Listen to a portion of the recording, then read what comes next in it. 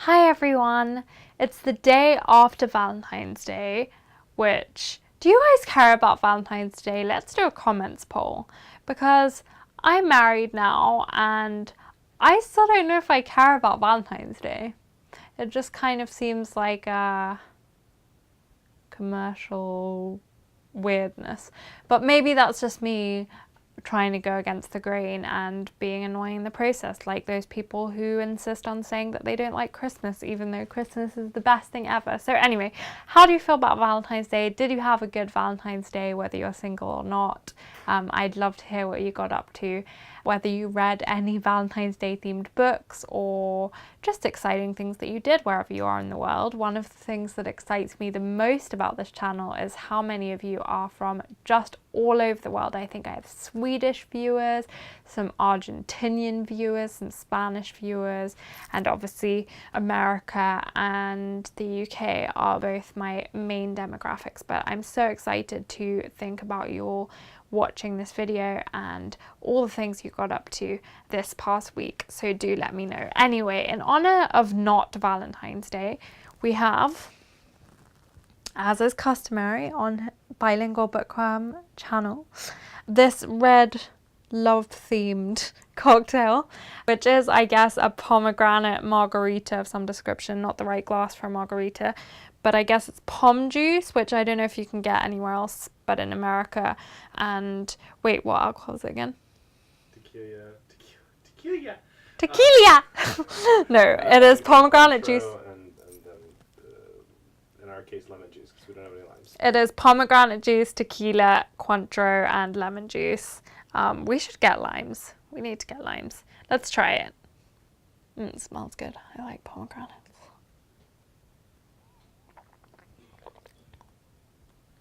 It's good. I like it. Whoa, it's strong. Holy heck. Did you do that on purpose?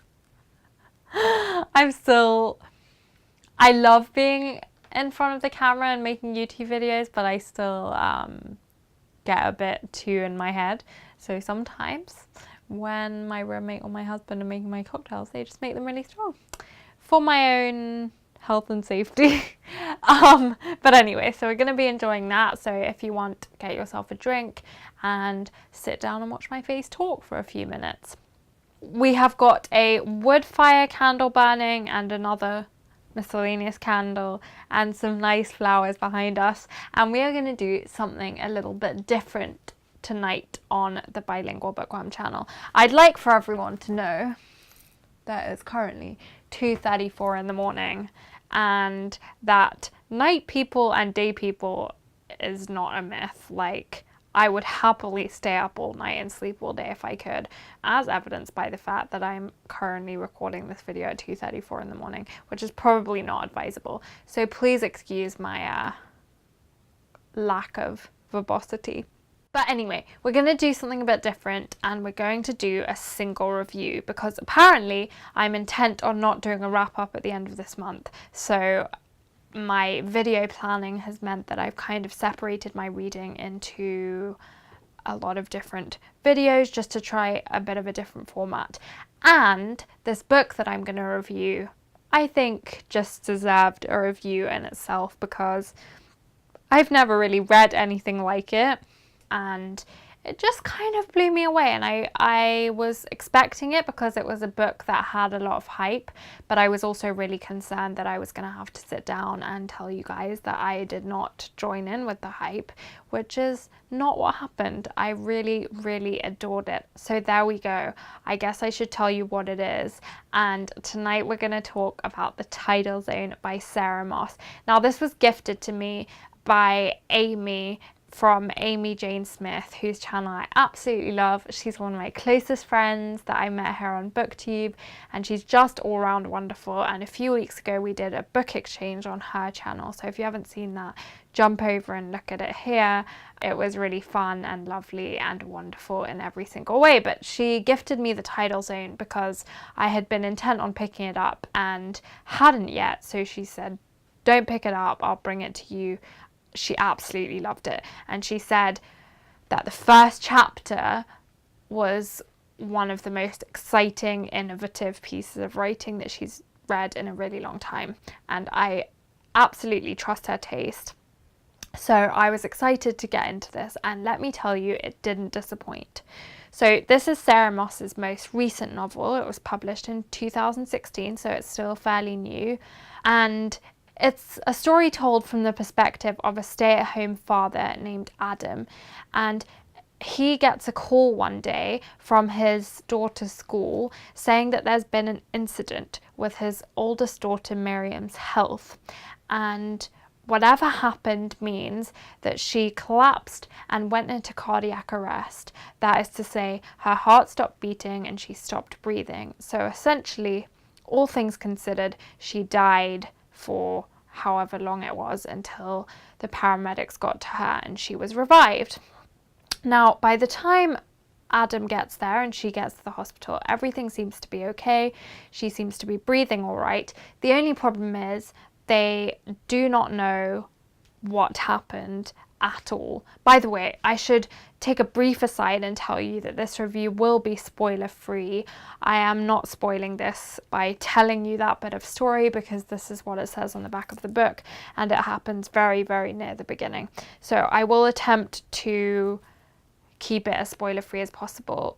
That being said, one of the things that I really loved about this book is that it's not necessarily super plot driven, and it's more about the attention to detail in the language and the very careful exploration of the themes within the book. So there you go. That is just your reassurance, I guess, that I'm not going to ruin this book for you.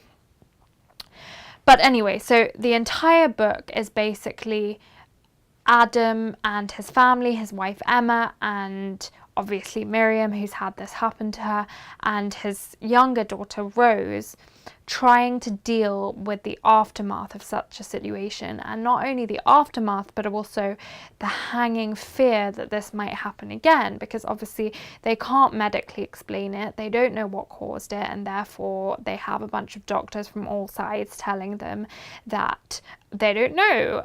They don't know whether it's going to happen again. They don't know how best to keep Miriam safe, whether she should be sent back to school, whether she needs to stop doing any kind of strenuous physical activity. They just have absolutely no idea. So this book is wonderful in so many ways. I guess I'll start by talking about the themes that it explores, which in my opinion are very brave and themes that are rarely explored, at least in my opinion, in current literature. This book is incredibly contemporary, and I think Jen Campbell in her review of this had the best way of putting that. She expressed that she thinks that writing a book that is so deeply rooted in the present, that talks politically about the society that we live in now and now only, is a very brave thing to do, because obviously that takes away potentially from the longevity of impact that your text could have. If you're reading this book in 10 years' time, it might not mean the same thing anymore, because it is so intent on discussing the here and the now. And so yeah, if you want to go and see more discussion of that, go and watch Jen's review. But that's one of the things about it. So with that in mind, the themes that it explores, this is a book about the NHS. The mother of the family is a GP, so she kind of has an understanding of what is going on medically around her daughter. Not what caused the problem, but how the doctors are dealing with the situation and the sort of frustration that surrounds that. And Adam, being a stay-at-home dad, has no idea about any of that and feels quite excluded. The book makes a lot of political points, I guess, about the NHS and its existence in British society, for better or for worse, the improvements that need to be made versus, you know, I guess the luck that we have as people who either grew up in England like me or as British citizens to have healthcare that is accessible to us, that will keep us safe to the best of its ability, and that is not means tested. So it explores the NHS, but it also explores wider themes of family relationships, themes of parenthood. How do you deal with your daughters as they approach teenagehood? Miriam, who's the one whose heart stopped, is a 15-year-old girl who is a brilliant character. She's feisty and feminist. She wears a t-shirt at one point that says, and excuse my language in advance, the t-shirt says, "The patriarchy will not fuck itself," or something like that, which I just think is so lovely. I would be super happy if my daughter was anything like that. But so yeah, it explores parenthood and how you parent together as a unit, even when you feel like you're far away from your spouse or kind of distancing yourself through some kind of milestone event that you've had. Obviously, the perspective of Adam as a stay-at-home dad is a very, very interesting perspective. That's not a perspective that I have any memory of reading or really seeing on television either. One of the things that it vaguely reminded me of, very peripherally I guess, but a David Tennant BBC, I think it was 4-part drama called Single Father, which couldn't be further from Doctor Who or Jessica Jones if it tried, but it's a really realist drama about a man who's just lost his wife and who's trying to deal with the grief while still caring for his children and trying to be the best father he can be. And I think in a lot of ways this was a little bit thematically similar, because even though Adam didn't lose his daughter, he is living with the perpetual fear of losing her, and yet trying to still retain his role as her father and the most active parent in her life, and also the father of his other daughter. And within the exploration of his role as a stay-at-home dad, doing all the traditionally female associated tasks like laundry and cooking, whilst his wife doesn't really have any idea how to do any of those and goes to work as a GP and is fairly high powered, we can then delve further and explore the kind of subversion of traditional gender roles, which I think Sarah Moss does really beautifully, both in making Miriam a really outwardly feminist character who kind of tries to question, I guess, the society that she's living in, and is never afraid to raise her voice about things that she doesn't understand in society and doesn't appreciate or approve of. So I really appreciated that candid discussion of gender roles, which seems to be a little too political for a lot of authors to go into. Also, obviously, because Sarah Moss is a woman, it's interesting that she was writing from a stay-at-home dad's perspective. Not that authors can't write from another gender's point of view, of course they can, but it was probably quite an interesting journey artistically to take that attitude rather than, you know, the traditional stay-at-home mum. Other than that, also, I think one of the other main themes for me would be rebuilding of some description, I guess, as well as exploring how Adam and Emma and Rose and Miriam rebuild their lives after this kind of explosive flashbulb event that happened.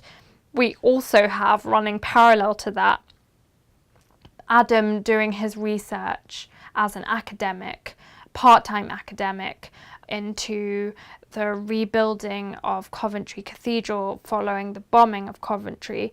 And, you know, when I first heard reviews of this, because heck, like, I'm late to the game, this did the rounds on BookTube for a really long time during the summer, I was a bit concerned about how those threads would intertwine and whether that would seem a little bit superfluous, I guess, and a little bit of a vehicle just to add depth away from this kind of very insular story of a family where nothing much happened except in the narrator's head. But actually, I was really just blown away by how Sarah Moss manages to so seamlessly integrate both that, so his academic work on the rebuilding of Coventry Cathedral, which is quite clearly allegorical to the rebuilding that he's doing in his own life and that he's trying to help the rest of his family do, and, you know, the rebuilding of his marriage.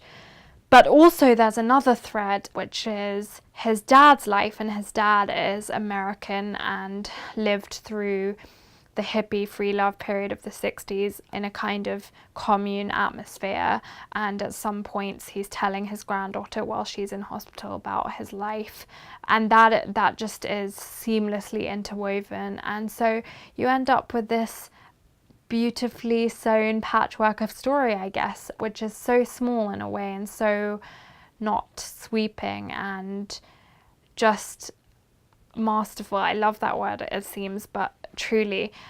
And I think so much of that is down to the way in which Sarah Moss deals with language. She's just so comfortable with language, and words are clearly her best friend, and that is everything I aspire to be as a writer. I think that one of the things that I was discussing with Amy when we saw each other in London last was how we both appreciate books that kind of push convention a little bit in the way that they are written, and Sarah Moss just ticked all the boxes when it comes to this for me. It's written in a stream of consciousness style, so I reckon it took me a couple of chapters to sort of get into the rhythm, but trust me, once you do, even if you think that stream of consciousness isn't for you, it's just, you're on a boat, I guess, and you kind of just get lulled by this endless ebb and flow of the waves that are created by the language. That's the best way that I can describe it. Being on water is how this book made me feel in the best way possible. And as I always say, when I can't do justice to an author's writing style because some aspect of it just blew me away totally, I will always read to you, because I think that it is the most important thing I can do to let them speak. So please rest assured that this is not going to spoil anything for you, and I just like to read you this passage because I think that it will illustrate what I'm saying better than any words I can say at 2:30 in the morning.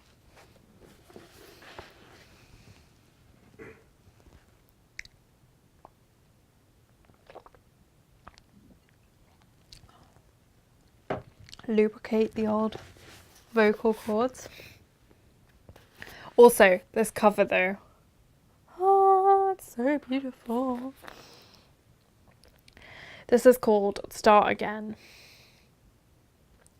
The girls went back to school, and on the first day I went running again. It had been too long, of course. By my age, you can't stop running for 3 months and expect to return immediately to your usual routes. North out of town, past the Victorian villas, and then the interwar semis with their Tudor-Beethan beams, and the front gardens paved over for parking, out across the fields and up the hill, from which you can see sunlight on the corduroy contours of ploughed fields and the spires of village churches rising from stands of beech and yew, as in the fantasies of Tory politicians and junior aristocrats in the trenches of Flanders.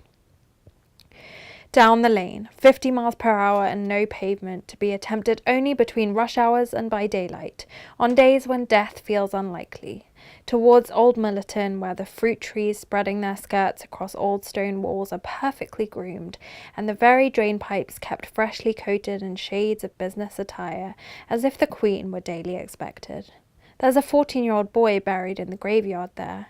3 years dead, and fresh flowers changed twice a week, because what else can you do? What other service can replace the washing of socks and the cooking of dinners, the nagging about untidiness and the need to pack school bags the night before? On anyway, over fields now, raw as a fresh cut, but in summer high with wheat, rippling like water troubled by wind. Fields bounded now by the kind of red brick houses that manifest plastic conservatories, in which nothing is conserved but sofas and pink toys, round the back way to the canal, along which you can run as far as you like, mile after mile, the city one way and Oxford the other, until thought falls under the rhythm of feet and lungs, until there is only the pacing of the mind. So honestly, someone who can write a run like that, I would trust, I think, to give a few days of your mind to. I just think that's amazing, and I've never read a walk described like that. So yeah, I don't want to be too English teachery about this book, so I guess what I'll say is that if you are a fan of really well built family relations, the depiction of the marriage in this book is absolutely incredible, unsaccharine, unsentimental almost, but also really emotionally poignant. How do you recover as a married couple when the very fruits of your marriage, I guess, are threatened? And how do you change your life around which one of you is usually at home when basically life changes? And sometimes single events can be life-changing, and it changes the whole family. And I think Sarah Moss's exploration of that is so true. This cemented my love for realist fiction and for stream of consciousness narratives, which is fitting because right now I'm reading another one. Yeah, apparently that's kind of the flavour of the month here on Bilingual Bookworm. I would highly, highly recommend this. I know that some of us are really scared about overhyped books, but I truly think this is worth every accolade that it has gotten. She's as good at historic storytelling as she is at modern storytelling, and it's just everything you want, especially I think if you're a writer or if you have a love affair with language, which I think most readers do.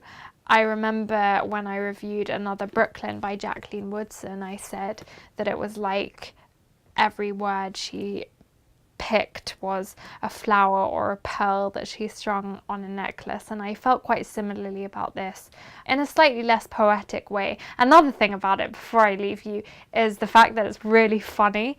I laughed out loud at various times during this, mostly some aptly timed political jokes, I guess, and also some of Miriam's behaviour as the badass feminist she is, which is pretty hard for me to do. I don't tend to laugh out loud at books, so yeah, it made me want to cry, it made me laugh out loud, and it's just a complete joy. So I'm gonna sign off now and go to bed, but please pick up this book and let me know what you think if you're amongst the last people in the world who haven't picked it up.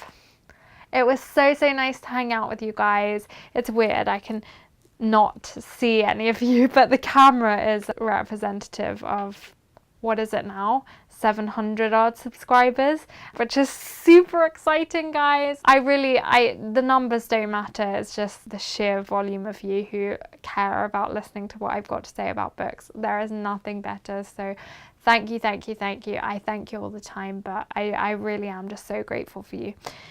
So anyway, signing off now, and I will see you super soon for another drink and some more books. And we have a really exciting video coming next week, unlike anything that I've ever done before. So be on the lookout for that. And in the meantime, stay safe and happy and enjoy your reading. Bye! I don't know how to say bye. Like, that's still the awkward bit.